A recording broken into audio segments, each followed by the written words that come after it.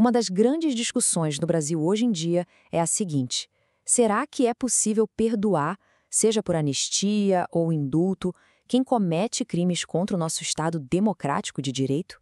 É uma questão bem espinhosa, né? E que tem um peso gigantesco para o futuro do país. Vamos entender isso melhor. E olha, para a gente mergulhar nesse assunto com base, toda a nossa análise aqui foi feita a partir de um material excelente elaborado pelo professor Marcos Freitas. Então a pergunta que não quer calar é essa: o que a lei realmente diz sobre isso? E a Justiça, especialmente o Supremo Tribunal Federal, o que eles já decidiram? É exatamente isso que a gente vai desvendar agora. E para não deixar ninguém na curiosidade, vamos direto ao ponto, sem rodeios. Qual é a resposta que o nosso sistema jurídico dá para essa pergunta hoje? Bom, a resposta curta e grossa é não. É isso mesmo. A grande maioria dos juristas e o próprio STF concordam que é inconstitucional perdoar crimes que atacam diretamente a nossa democracia.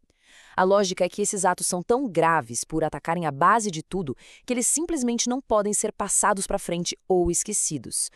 Ok, mas antes da gente continuar, é super importante entender a diferença entre anistia e indulto. Anistia, pensa assim, é um perdão mais amplo. É como se o crime nunca tivesse acontecido. Ele é apagado e quem dá é o Congresso, geralmente para um grupo de pessoas. Já o indulto é diferente. Ele perdoa a pena, a punição, mas o crime continua lá no histórico da pessoa, sabe? E é um ato do presidente da República, para uma pessoa específica. O ponto-chave aqui é que essa discussão sobre ser inconstitucional vale para os dois casos, tá? Agora vamos dar uma olhada no primeiro pilar dessa discussão. O que dizem os especialistas no assunto, a chamada doutrina. E olha, existe um consenso bem forte entre eles. Olha só o que diz o professor Gustavo Sampaio, da UF. Para ele, perdoar um ataque à democracia seria um mau exemplo. E por quê? Porque isso enfraquece as cláusulas pétreas, que são aquelas partes da Constituição que a gente não pode mudar de jeito nenhum, como o próprio regime democrático. Na mesma linha, o Vitor Chirato, da USP, vai além. Ele diz que o enfraquecimento da democracia é inevitável se a gente permitir anistia para esses casos. Ou seja, não é uma talvez, é uma consequência direta. A mensagem que fica é que atacar o sistema pode acabar não dando em nada, o que é muito perigoso. E tem mais um ponto muito importante que a professora Raquel Scalcon, da FGV, levanta. Ela lembra que nem o Congresso Nacional tem um poder ilimitado.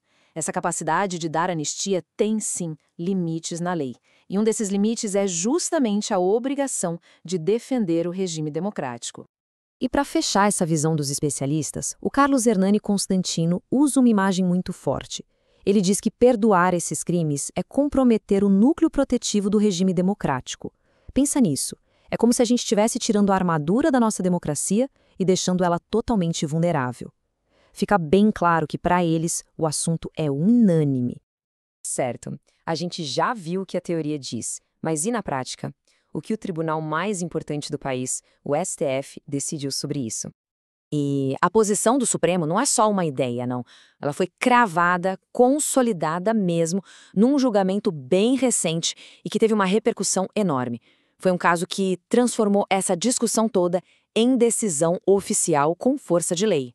E o caso que serviu de divisor de águas foi o do então deputado Daniel Silveira. Vamos entrar nos detalhes para entender direitinho como o tribunal chegou a essa conclusão.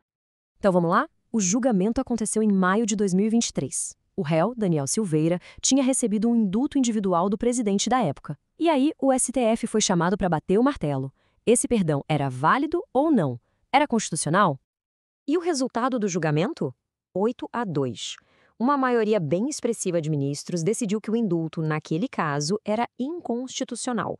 Esse placar mostra que não foi uma decisão dividida, sabe? Foi um entendimento bem forte dentro do tribunal. E o trecho mais importante da decisão diz exatamente isso com todas as letras. Atos que atentam contra a democracia não podem ser perdoados por indulto. E o porquê é fundamental.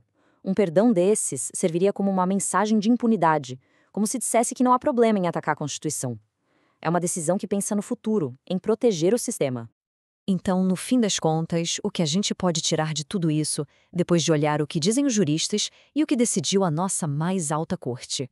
A conclusão é bem clara. Existe um consenso jurídico muito forte no Brasil. Tanto os especialistas quanto o STF estão na mesma página.